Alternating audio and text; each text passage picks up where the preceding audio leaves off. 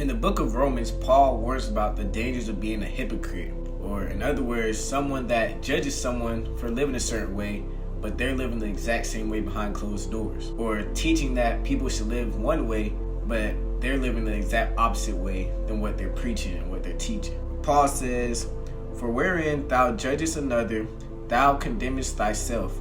For thou that judgest doest the same things. But we are sure that the judgment of God is according to truth against them which commit such things." So basically he's saying, like, how are you judging someone for the thing that you're doing too? Like, you're doing the exact same thing, but you're trying to judge someone else for doing the exact same thing you're doing? Like, make it make sense. As you continue, Paul says, "And thinkest thou this, O man that judgest them which do such things, and doest the same, that thou shalt escape the judgment of God?" Or in other words, he's saying, like, you're judging someone else on what they're doing, but you're doing the exact same thing, and you think you're not going to be judged by God, who sees y'all doing the exact same thing. And you're trying to be a hypocrite by telling the other person that they need to stop doing this and they need to live right, but you're not even doing it. God's going to judge you for that. Like, let's be real. You can't be out here trying to teach people to live a certain type of lifestyle that you're not even willing to live yourself. As children of God, we should be guides. We should be examples of how people should live their lifestyle when they follow Christ.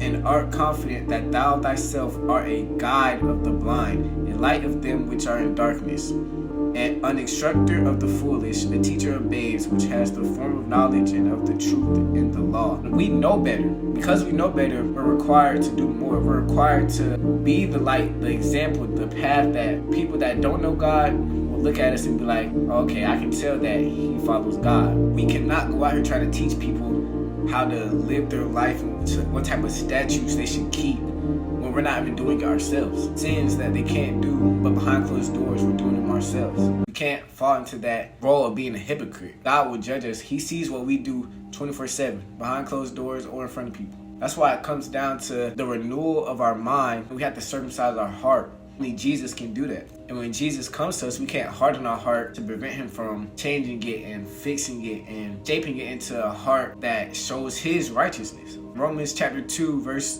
29. But a little before that, Paul is basically talking about like whether you're circumcised or uncircumcised basically don't matter, because you can be circumcised and still not keep the law, or you can be circumcised and keep the law, but I mean, regardless, the circumcision doesn't really matter. It really matters about the circumcision of the heart. "But he is a Jew, which is one inwardly, and circumcision is that of the heart, and in the spirit, and not in the letter, whose praise is not of man but of God." Basically, it's saying, like, on the outside, you can appear to be a child of God, you can claim to be one, you can say you're one, but what's really inside you? What's inside your heart? What's inside of your mind? How are you moving when other people are there? How do you truly feel about other people, and not just putting up some type of front? What are you doing behind closed doors that you're telling other people they shouldn't be doing? Are you truly following God's word? Are you just saying stuff to get people to think you're this type of image that you're not? It's dangerous. We have to make sure our mind and our heart